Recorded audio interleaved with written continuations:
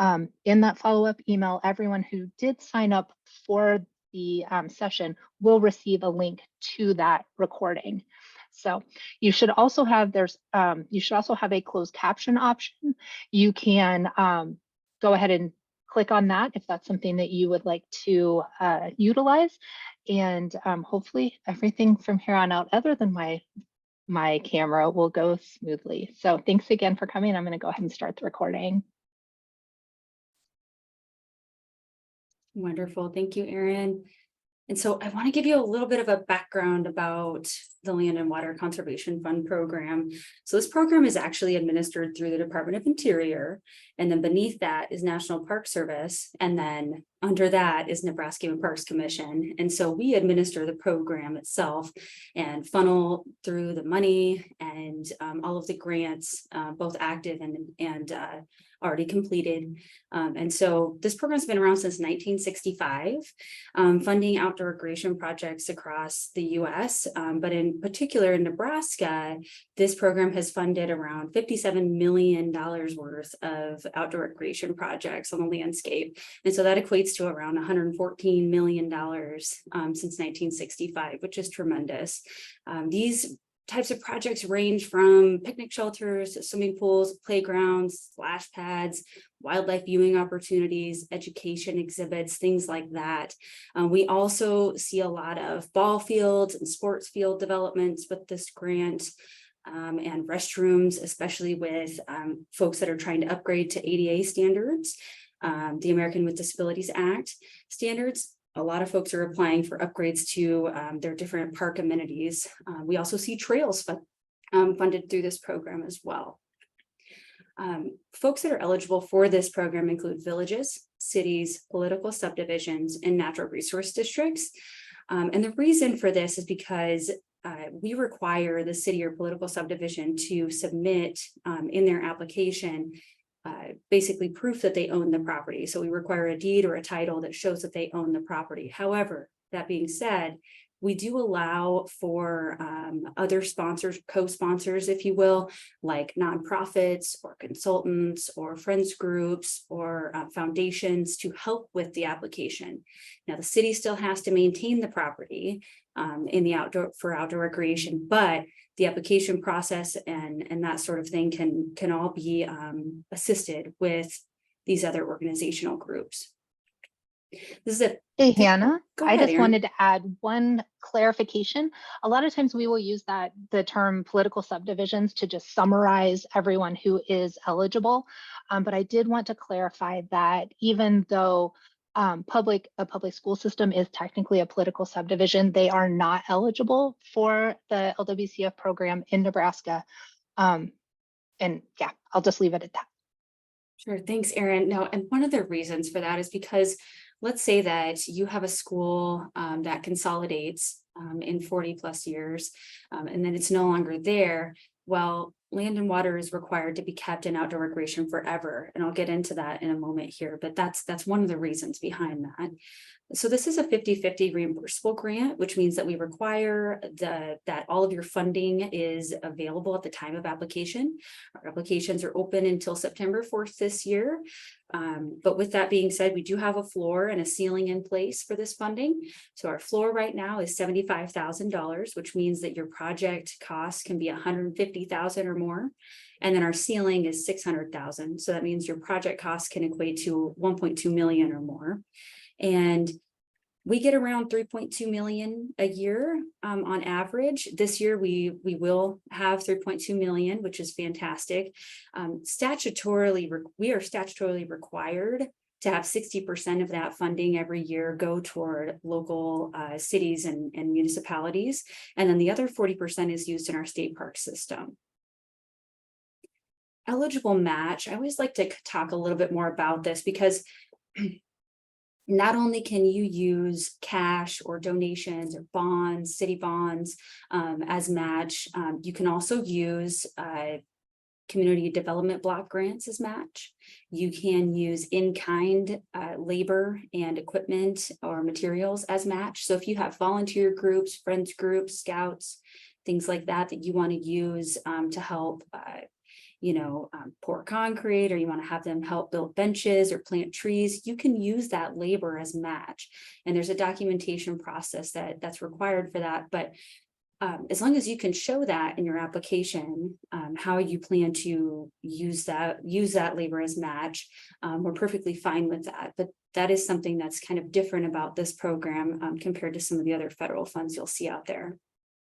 And then, like I said before, anytime that you apply for a land and water grant, it means that you have to keep that particular amenity that was funded in outdoor recreation forever. And it's not just the amenity. So if you apply for a grant for a playground and a picnic shelter at a park, then that entire park is going to be encumbered under this program. And so not just the site at which you put the playground and the picnic shelter, but the entire site, which is actually fantastic because it means that we can safeguard even more outdoor recreation opportunities across the landscape. And so it's something to keep in mind, though, when you're thinking about applying for this program.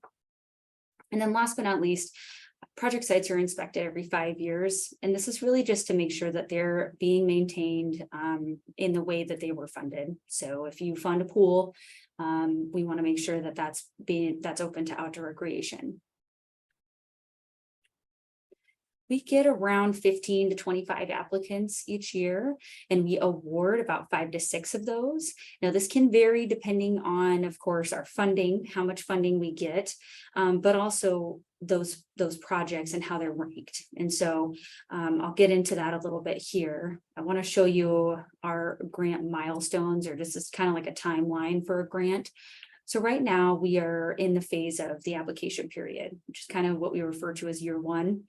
And when that application period closes on September 4th, what we'll do is we will compile all of those applications, and we'll do pre-inspections of each of those sites to make sure of each of those applicant sites to make sure that 1, there's not a bunch of red flags, and 2, that they're eligible for the program. From there, we score all the applications. We have a committee that comes together and scores those applications, and then we rank them. And that has a lot to do with how many we actually award, because basically we'll go down that list until we hit the maximum apportionment amount. We take that list over to our Board of Commissioners every January for approval. Once they've approved the application list, then February through April, we basically compile all of the different information that's required to submit this federal grant package to National Park Service. And this includes environmental, tribal reviews. It includes a compliance review. Basically, we are working with you very frequently, and we have open lines of communication, especially during that time frame where we're working with you very closely to prepare this package for National Park Service. And then in August, what we do is we have a grant administrative training. And this is really where we go over the expectations for the grant, talk a little bit about procurement of your goods and services, and just the overall requirements of the grant. In October is where you will have your actual grant agreement put in place. This is incredibly important because this is where you can actually start going to do preliminary engineering or design, bidding, and construction. Prior to this point, you should not have bought any materials associated with your grant, because it would basically mean that it's ineligible for reimbursement. So what I'm trying to convey here is that even though the September our application period closes in September, you won't get your funding or grant agreement in place until October of the following year. And then for the next 2 years, basically, you can work on your design and construction of your project.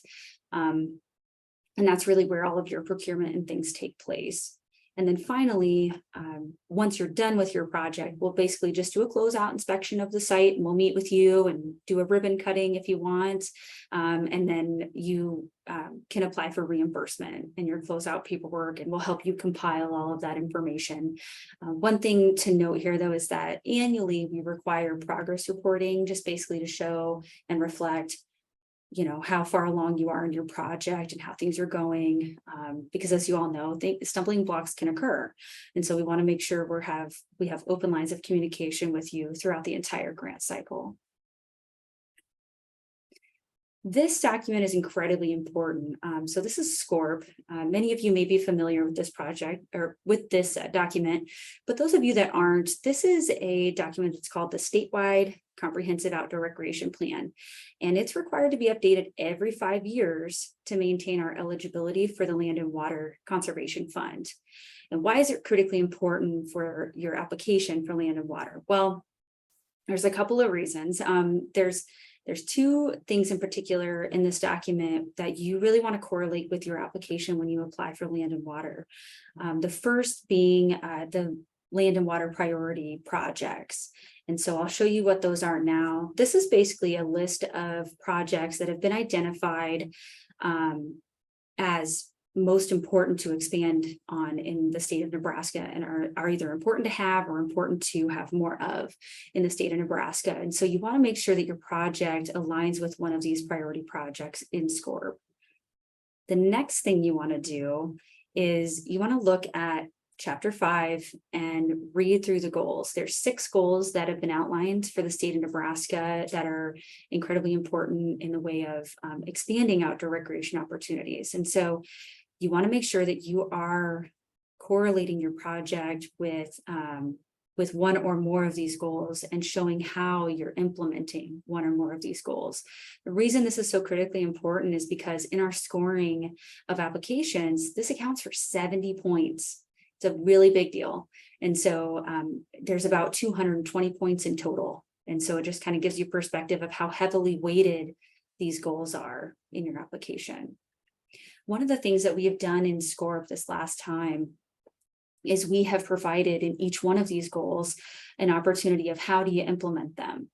So basically it spells out ways that you can implement each of the goals, use this to your advantage, capitalize on this, because it really helps you get a little bit more perspective of how do you actually implement that goal and how does it tie to your project, your trail project, your playground project, your pickleball court. Are you promoting healthy lifestyles? Absolutely. But you just want to show how you're connecting that in your application. Okay, and with that, I'm going to actually open it up for some questions right now. We're going to pause real quick and see what kind of questions we have. What do we got going on, Erin? We've only got a couple questions so far. I did answer them in the Q&A, but I think it's still good if we talk about them a little bit.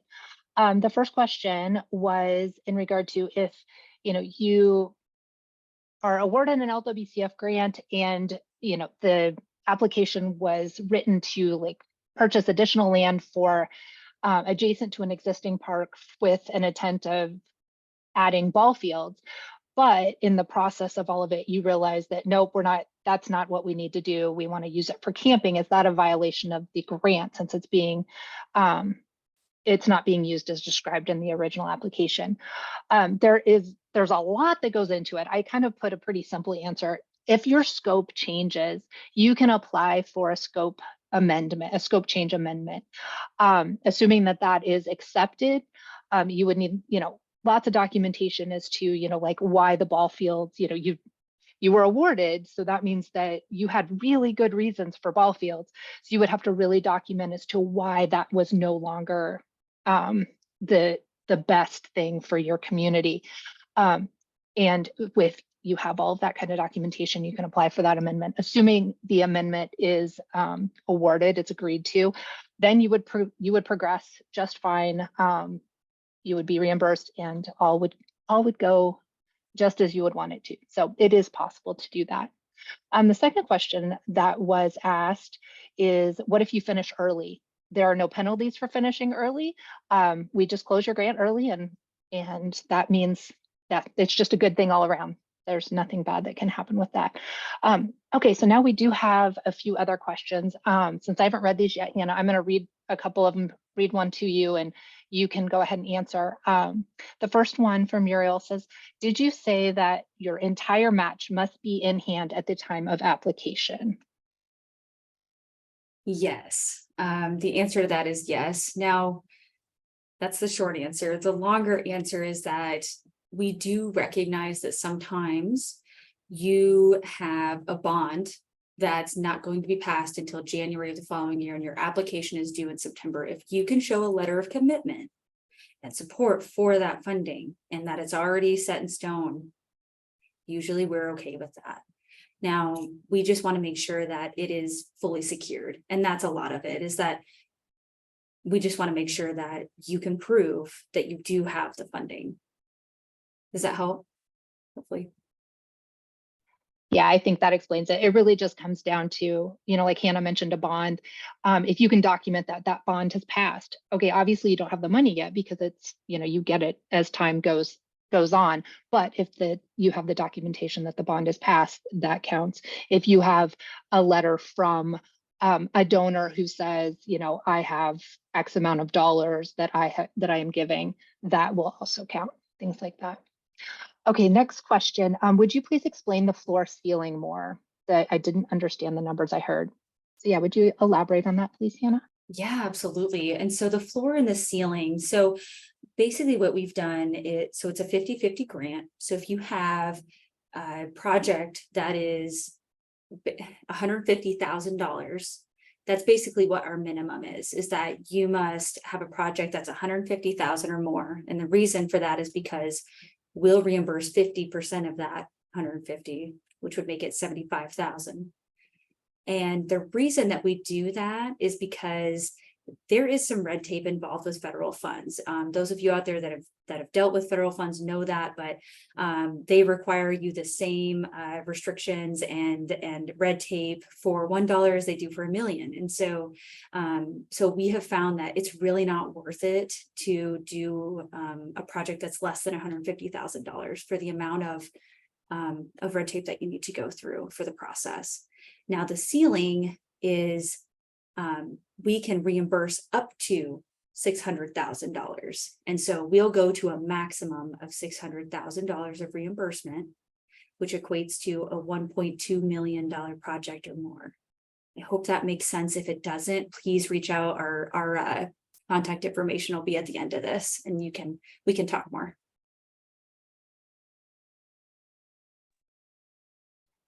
Okay, Hannah, let's see. Another question is, can other state or federal funds be used for match? It's a really great question. Typically other state funds, yes. So I had mentioned the you can. It really depends on how the grant is written. And so I'm not going to open it up to say all of them can be eligible as match. Really what I would highly recommend you do is consult with us early on to determine if that's an eligible thing to use as match. Because in the past, what I've seen used, like I kind of mentioned, is the community development block grants. And then there are some others. Erin, if you maybe want to mention the one that you had recently that was not eligible, but yeah.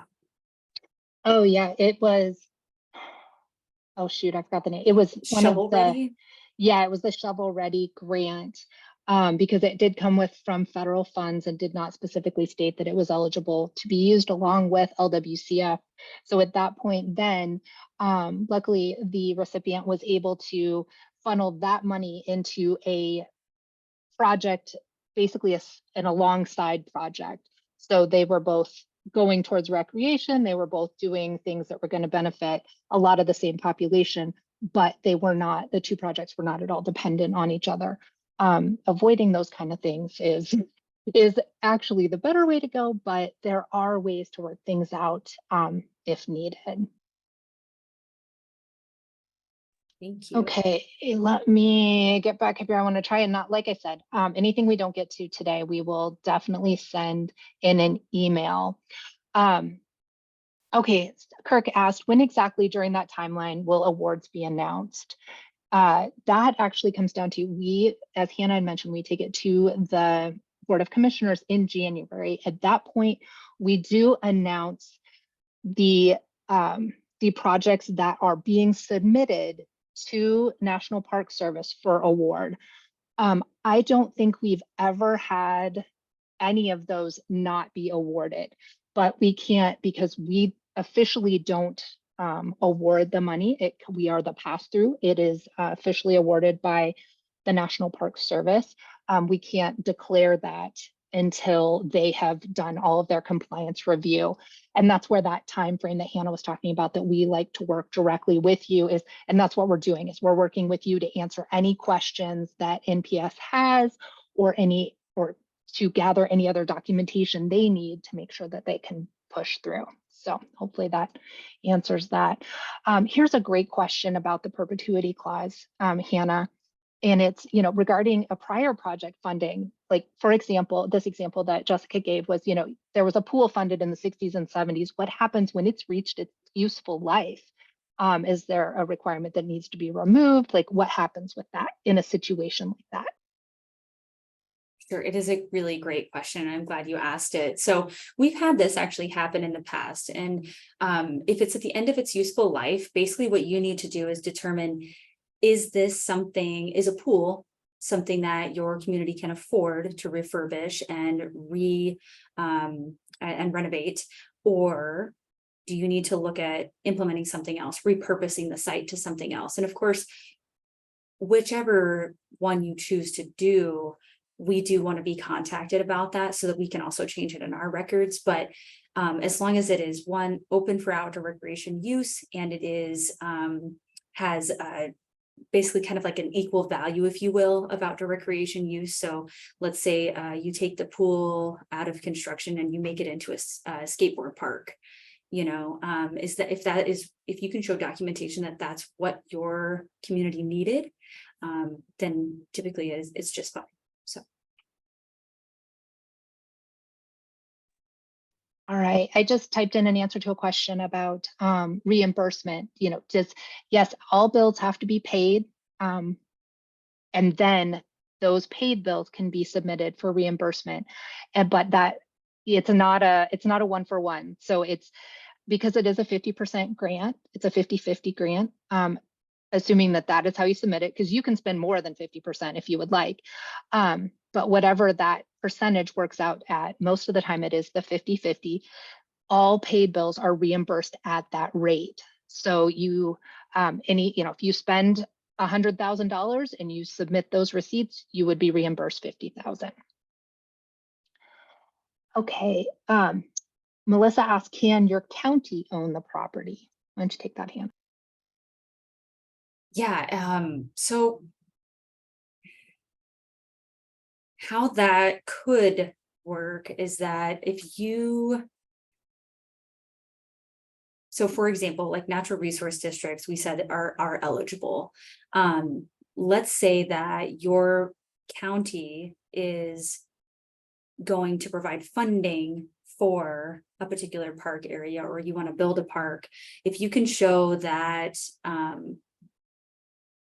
that you do have ownership of the property, then yes, I do believe it would be eligible. Erin, do you want to add to that? I'm sorry. I was moving on to answering a question and I didn't listen to your answer. No, you're just fine. So the question was, is a county eligible for the grant? Yes. And technically, yes, they are. Yes. And so I guess that kind of answers it. Yes, as long as the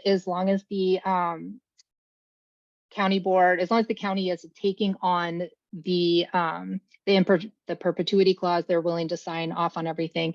It doesn't, they would be eligible.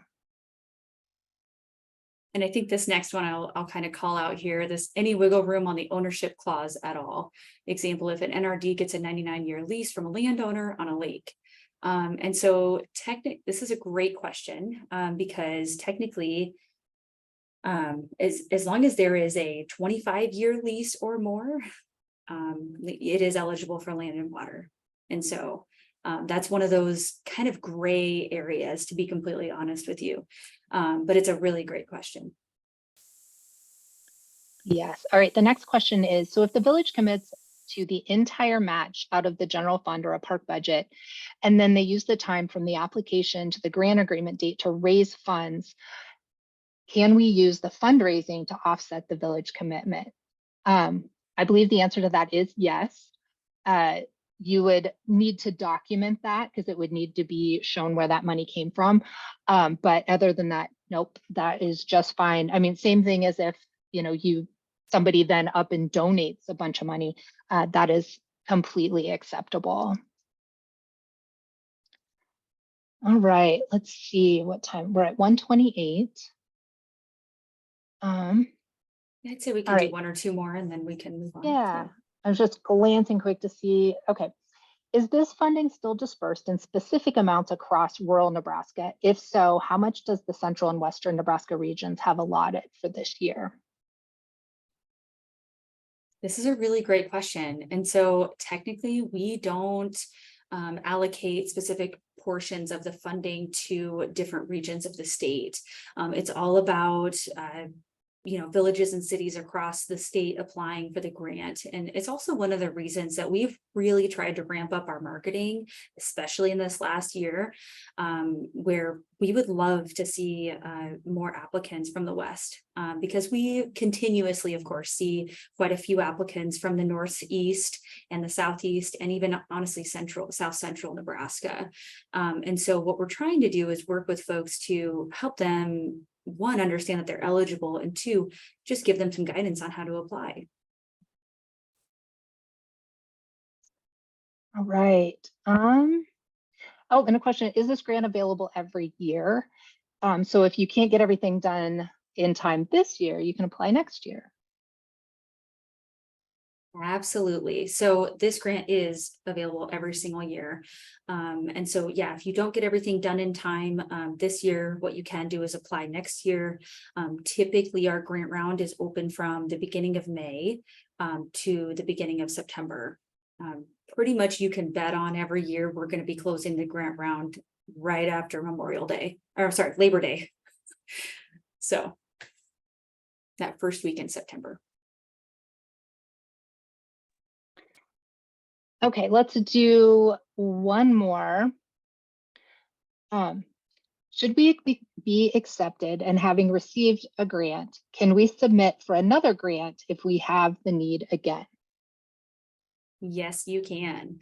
And so one of the really good examples of this is that a lot of folks like to, and you can explain this in your application, you can say, hey, this is a phased approach. Our first phase of this project, will include the pool, the aquatic facility. Our second phase of this project will be a trail loop around it with tree plantings and benches or whatever. And so you can absolutely build upon each year, even if you wanted to continuously apply. You can have more than one grant open at one time. We see communities do that all the time. So. All right, we're at 1:30, so let's go ahead and move on to our tips and tricks section. I know we have another question about contact information. We will get to that at the end. And like I said, we will also be sending that out in the follow-up email to everyone that has either registered and or attended. You don't have to attend to receive that email. So, all right, I'm going to go ahead and move on with the Hannah, could you advance my slide once, please? Absolutely. And also one more thing I wanted to mention is that you'll have another opportunity for questions near the end today. So. Yes, that's right. Thank you. Okay, I'm going to talk through the slide a little bit, and then I'm going to take you on a little tour of a couple of our website pages. Some tips for applying. On this slide right now, you can see on the right, this is our announcement. It's an example of our announcement page from our online grant portal. So just kind of give you a little preview of that, but I'll share more of that too with you also. First tip is consult with us early and frequently. Our goal is to help you succeed. And I mean, I realize not everyone can, it's a competitive grant, but I sure as heck would like the committee to have a hard time making decisions and it being close, as opposed to, people not even being eligible because they missed out on a section because they didn't understand or didn't realize something. As you can see at the bottom of those announcements, there is both Hannah and my contact information. Really compare your timeline to the LWCF timeline. I mean, we addressed that question already. Somebody asked, well, what if I want to get moving? I typed this answer in. What if I need to get moving on my project, in early spring next year, because, we want to do ball field lights and we need those for next season. Unfortunately, you're not going to be eligible for this program because you cannot begin any of your work until you have your award, until you have your award letter and a start date. The start date for this round won't be until October 1st of 2024. So if you're on a tighter timeline, unfortunately, this isn't the program for you. But knowing that, you can plan ahead for next time. Involve your constituents. You need to be able to really show how the people in your community really need and want and have expressed the desire for what it is what your project is. And the more ways you can show you've involved them, the better. Every question within the application gives you an opportunity to share beyond just what the question is. You can share how, mention how different constituents mentioned wanting, a playground or the pool or, whatever it is that your project is. You need your evidence of secured funds. We talked about that, so I'm not going to talk about that much more because we really kind of got on that. You need a detailed budget. Obviously, when you're planning what your budget is not going to be exactly what it will be once you put the project out to bid.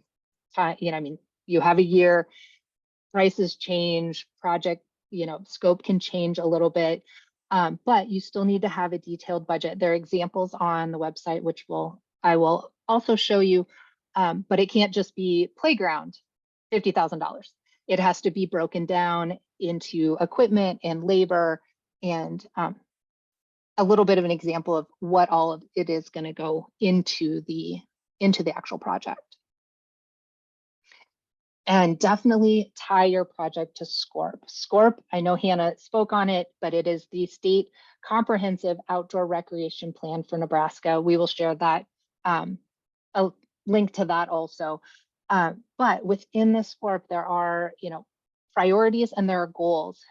The better you can tie your project to as much of that as possible, get creative, think through it, talk to your constituents. All of that information, really tying it to that plan, provides opportunity for up to 70 points when it comes to scoring, which I'll show you an example of that here in a little bit too. But yeah, definitely want to use that. Use all your guidance documents. We have quite a few and it can be a little overwhelming. And that's where it goes back to consult with us.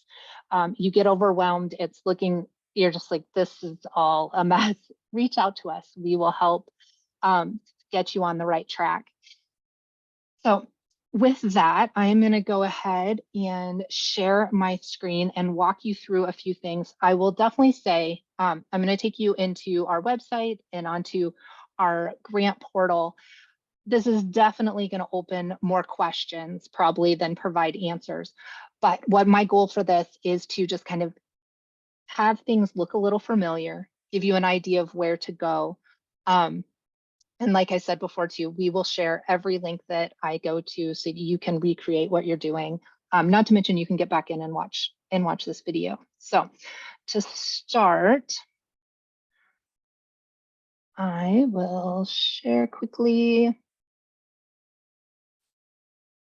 Okay, you should be seeing my Firefox screen share here. Yep, we got you. Excellent. Let me move that out of the way. Okay, so the first thing I'm going to take you to is just our website. It's outdoornebraska.gov. The best way to get to all our stuff is just go to this homepage, click on the search and type in. You can see I've even done this when I was practicing earlier. Search LWCF.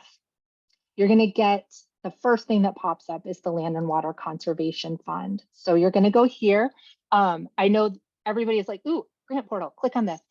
It's really tempting, but try to hold back until you've scrolled down. There'll be some announcements. You can see here, we even are talking about what we're doing right now. Some information just about the program. And then here's your applying for funds section. You can review eligibility, limitations, your role as a sponsor, our role. And then at the very bottom, is that State Comprehensive Outdoor Recreation Plan. Our current one is titled Guiding Success in Nebraska Outdoor Recreation. You can read it, and you can also request a hard copy if you would like that. If you click the read it, you can download. So you can have a digital copy, no problem. Back up in this section, how to apply is really your friend. This first section just talks about the National Park Service's Assistance Manual. That thing is huge, and we are here to read, interpret, and help you with that. Don't worry about getting all crazy on there. But if you would like to read it, that's why it's there. We have a note about that floor and ceiling. And then as you scroll down, these are the things that are really important to you.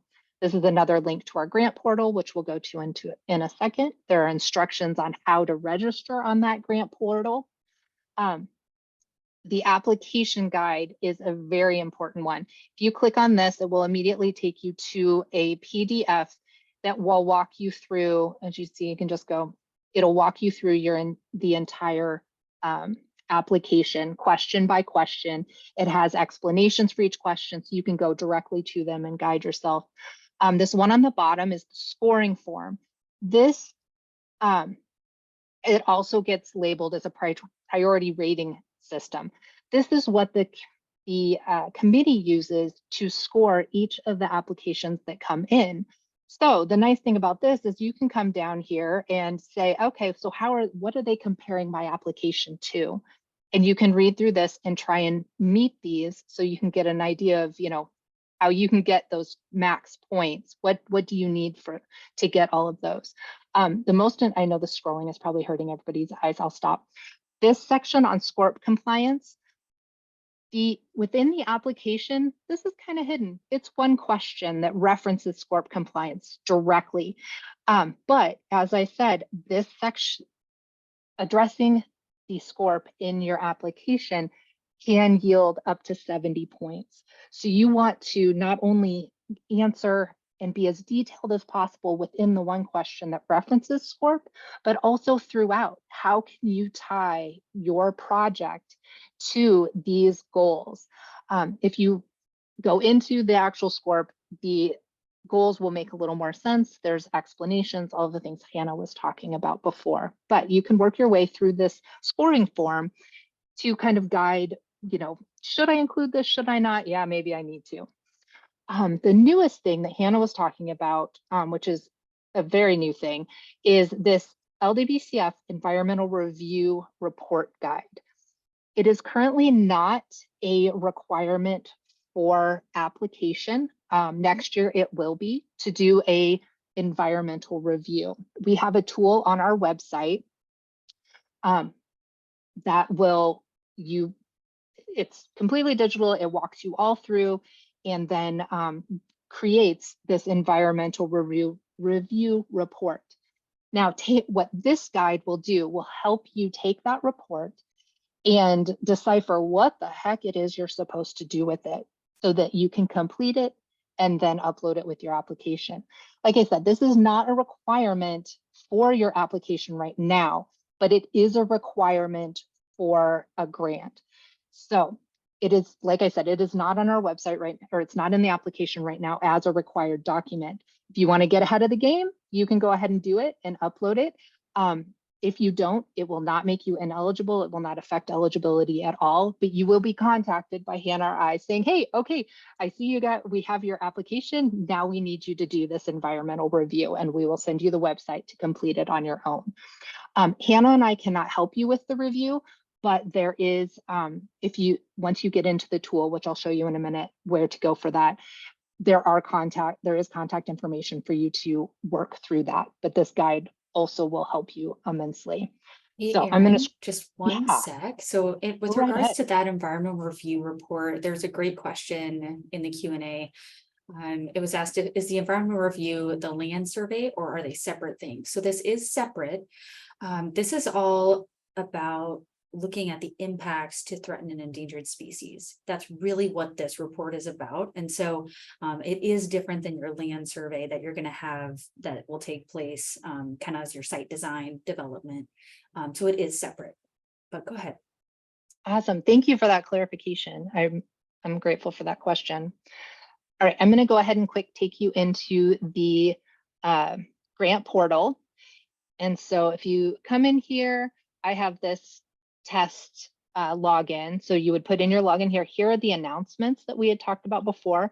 And if you do notice here, these first two, RTP is for a different grant program. It's the Recreational Trails Program.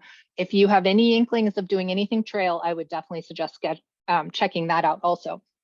But here you'll see is also the application guide, a video of application instructions, and the scoring form too. So some of that stuff is also there.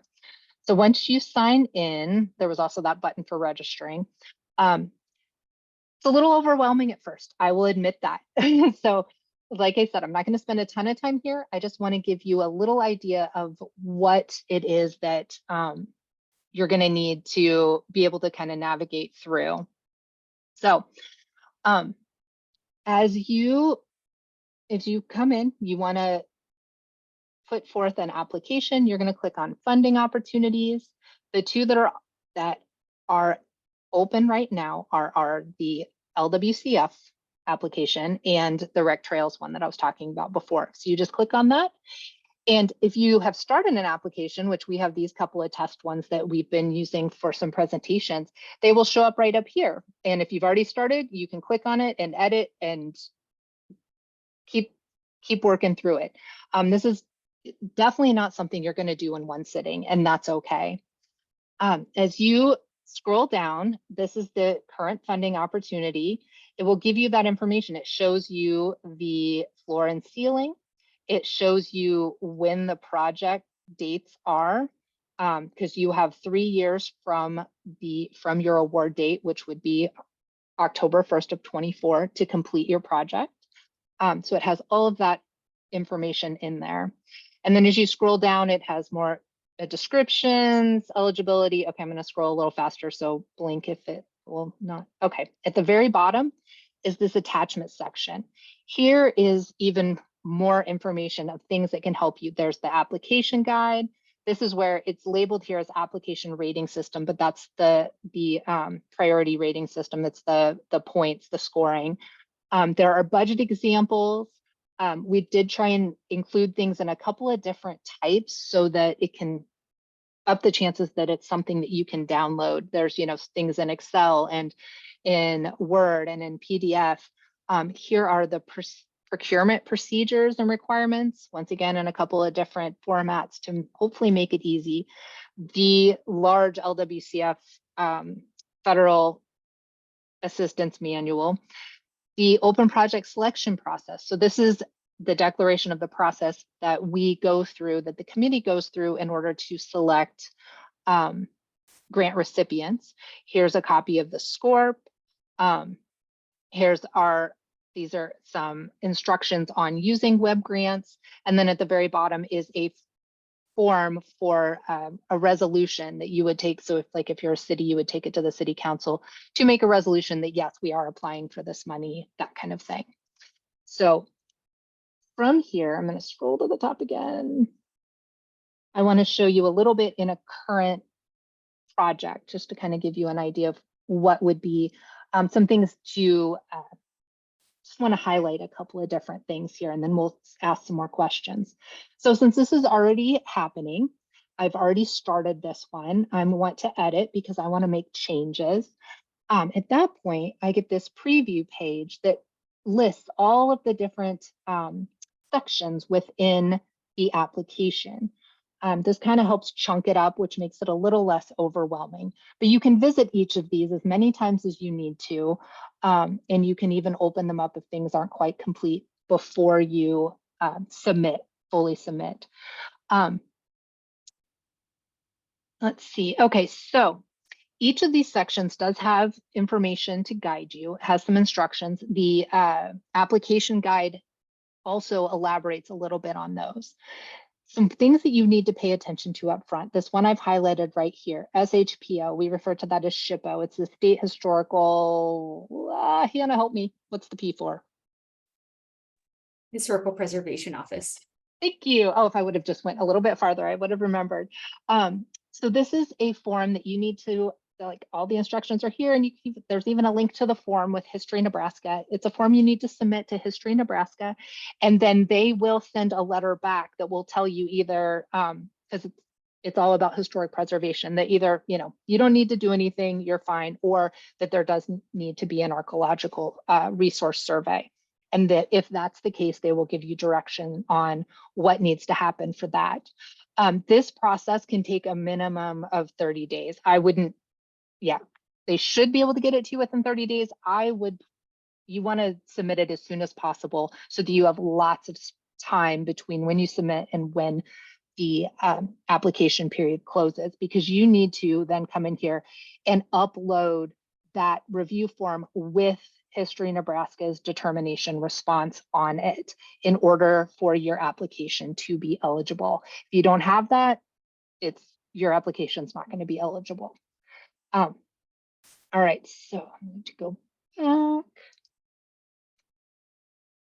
and show you a couple of other important ones to pay attention to. Under, let's see, we have required attachments. These are all the things that you will need to attach. So definitely look through this. Everything has been explained in the blue section. I will admit, when you get in here, it looks a little odd because the font is a little different. So it leads with kind of the instructions, and then there's the option to click and upload what your document is. So you would click on it and then you can upload whatever it is. So as you come down here, there is the map.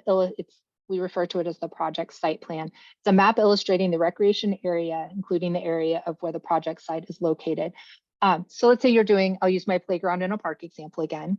You would have your map of the park, and within that, you really want to make sure that you label absolutely everything within that park, including, a square around, this is where we're going to put our playground. Because that is something that NPS is going to want to see, is what are all these blips on the map? What is this box? What is this line? Is this a fence? Is this a curb? Because sometimes that's hard to be able to see within a map. That's something I'm bringing that up because if you do that on the front side, we don't have to circle back with you and you don't have to redo it. And anything we can do to lessen the amount of times we have to come back with you, not only because we know something's missing, but then if it goes to NPS and we do that again, it just makes it a little bit easier for you when it comes down to it. Let's see, a couple other things. I had talked about the environmental review report. I know that, like I said, that is not a requirement right now, but this additional attachments, that's where you can attach anything that's not required that you think will help your application. If you are able to get that environmental review report done ahead of time, that's where you would add it. At the end, I will show you where you can go to the tool that you work through to get that report. These two sections are on environmental resources.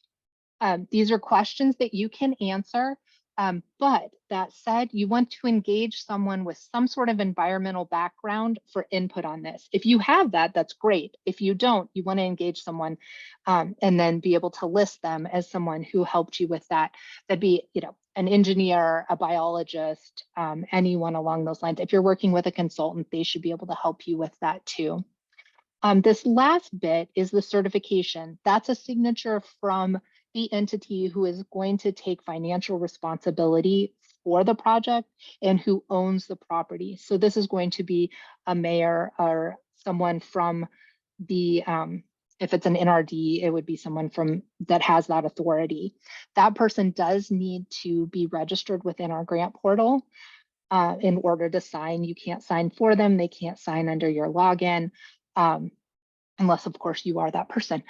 So just make sure that you get that done ahead of time so that they can just zip in and sign, no problem.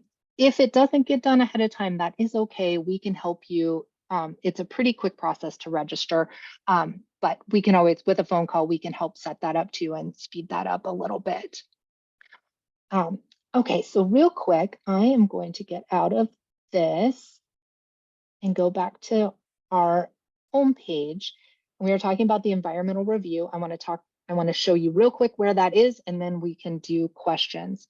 So once again, if you search and you just type in environmental, the first thing that comes up is environmental review. So you click on this, scroll down, how do I request? And you just click on that review tool and it will take you exactly where you need to go. You can follow the directions here, make that happen. All right, Hannah, I'm going to go ahead and stop sharing and we can do whatever questions, see how many questions we can get to.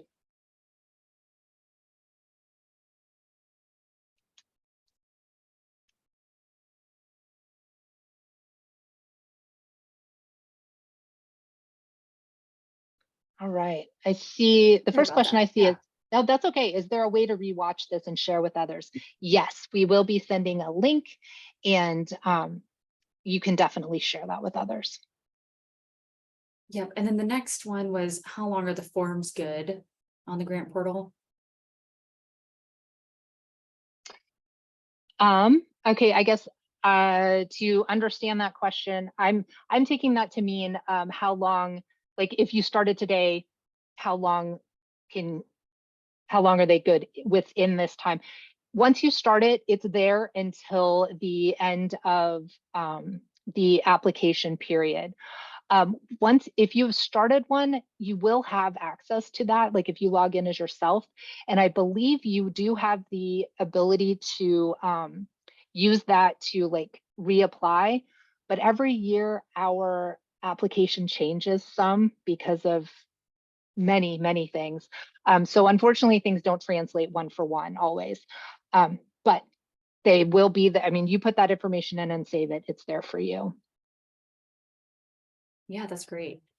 Another one is, if you start the SHPO, your SHPO, and you try to get everything submitted by September due date, but you don't get everything done in time, can you still use the same one to apply with next year?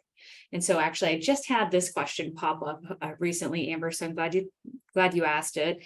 The answer is yes, if no ground disturbance and no changes have been made to the site, we can resubmit that one. Now, I will tell you that Park Service has had some more stringent requirements recently, and so do check with us just in case before submitting for another application the following year with the same letter.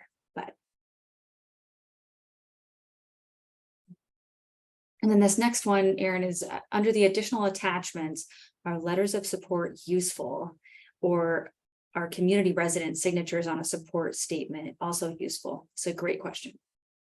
It is a great question. They are helpful to a point. What's more useful is if you have documentation that you did a community event or like a community presentation where those people came and were able to voice their opinion on what the project is, how it's going to be done, maybe the elements of the playground, going back to that example. And then being able to show that, yeah, they all signed in and we had, 100 people show up to that. If you get 100 people, that's awesome. But so things like that, just, neighbors writing letters saying, yeah, it'll be great. It's nice to see, but those do not have any points weighted on them.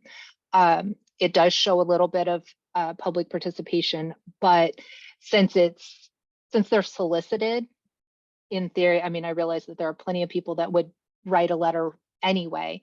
They don't have as much power as being able to show that you had a public event or a meeting that was open to anyone, that was well advertised, or you put out a survey to the community or things like that. Yeah, that's great. All right, we've got a couple more minutes left here if there's any other questions.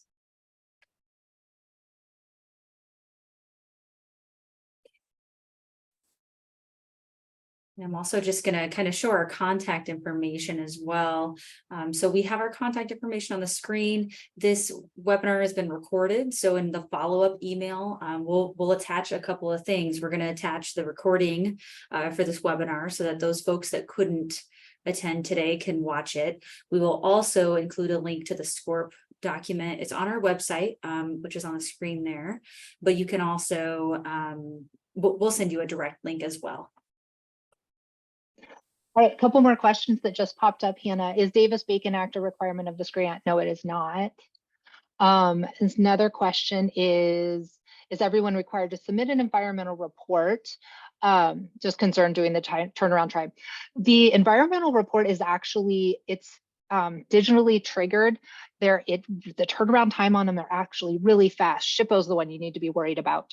And because the environmental report is not a, it's not a requirement for application this year, if that one doesn't get done before the submission time, that's okay, because you will have, you know, we would, like I said before, we would be contacting everyone who applied and said, okay, we have your application. Now we need you to move forward with getting this report.